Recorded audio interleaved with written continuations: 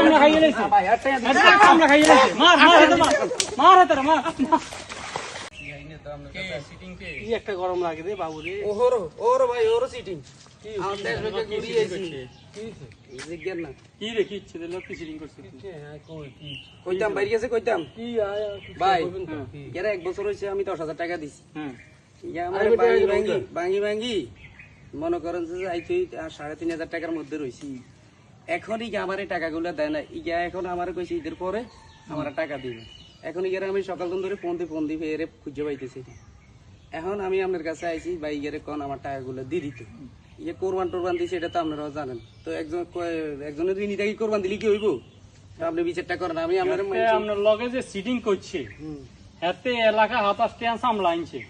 সামলাগিন মসজিদে দিব কই হাতের ব্যাগে বিশ্বাস করছে হাতে সামলাগিন কি ইচ্ছে সামলাগিন মসজিদের জন্য দেয় না সামলার টেহাতে খাই গেলে এসে কার কাছে বেশি এখন হাতে ধরাও যায় না মসজিদে আর কি এদিকে আইনা আরে কি কোন ফালতু কথা সামলার টেহাতে ইচ্ছে ভাই